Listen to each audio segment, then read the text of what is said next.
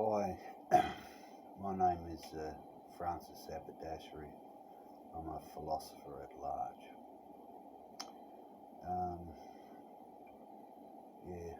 In this video I'll be talking about global warming, and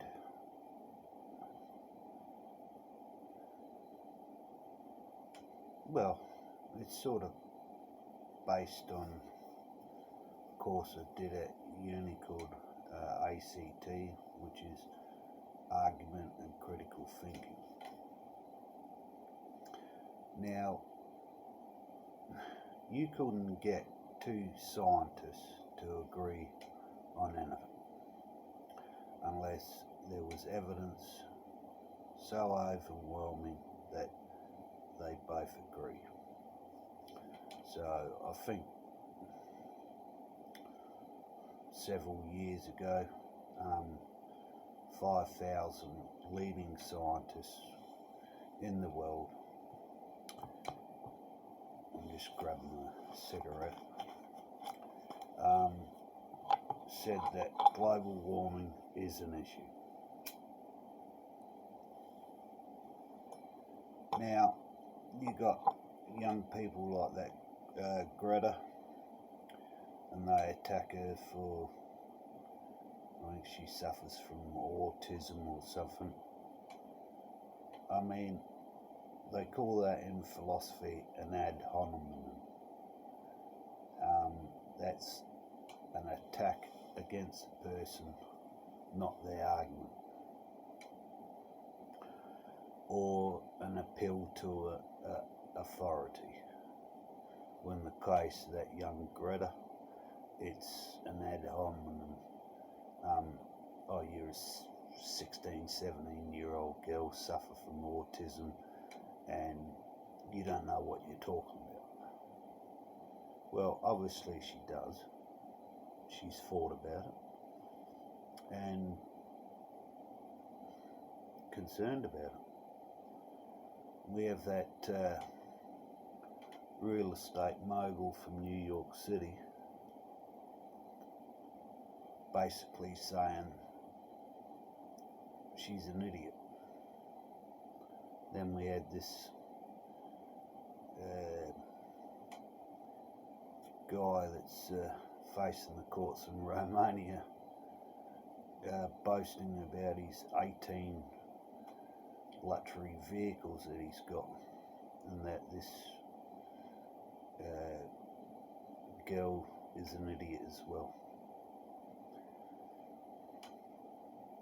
These sorts of arguments are very childish, and we're talking about serious matters about global warming. Now, in 2015, a grass fire on the Adelaide Plains, where I live, took everything that I had. All I was left at the end of the day was a beanie, a jumper, jeans, and boots. That's all I had. The rest was burnt. My father lost his house, lost, stuff we had for generations in our family, gone. So when they talk about global warming, and it's real.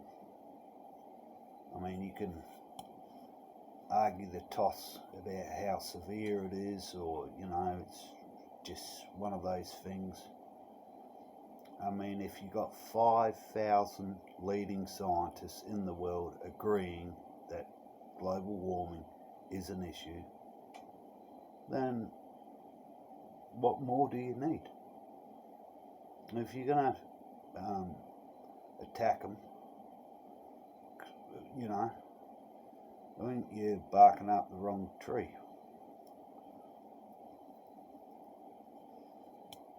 All those papers are peer review, references and everything. That's what academia is. It's not you know, looking over to Johnny's paper and copying an answer. It's hard factual truths. I mean, you're just barking up the wrong tree. So just face the facts. Global warming is an issue. Something has to be done about it, and stop attacking people that generally are trying to change things because they suffer from some disability.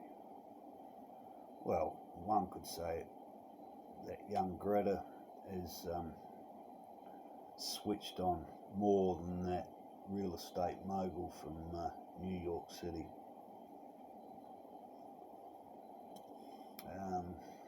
So global warming is just going to get worse and worse. So what do you do about it? What's our politicians going to do about it? And the politicians represent us. So what are we going to do about it? Going down to some major government department, with placards and all the rest of it, dancing up and down the street, marching or whatever, is not going to get the job done. It's got to start where you live, what you can do. Recycling and that sort of stuff. We've got incredible skills and abilities. We can make cars that last for 100 years, not rust out in 7 years. It's called design obsolescence. I mean, you build cars out of stainless steel that you can recycle the batteries if they go to electric vehicles, but myself, I'm 3 minutes walk from my work. I buy local.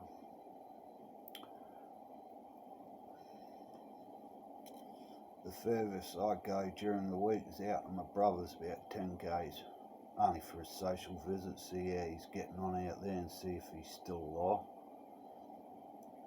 So we've got to get back to, in modern Western societies, a teaspoon of food travels 1,500 kilometres. A teaspoon of food. And you just add the numbers up.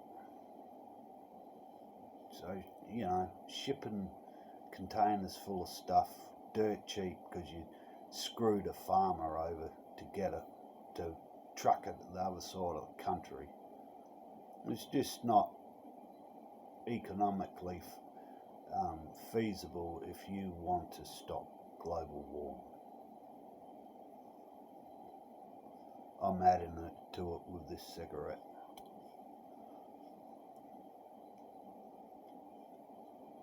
So let's get real with the problems that are facing this world. We don't need another committee, another report, another motherhood statement, as my father would say, or some other highfalutin bloody thing. Let's just get the job done. And it starts at home first. So, many years ago I worked as a garbo, and most of the recycling was just thrown in the tip and still is. I mean, there's apparently warehouses full of plastics and that because the Chinese aren't taking the rubbish anymore from Australia.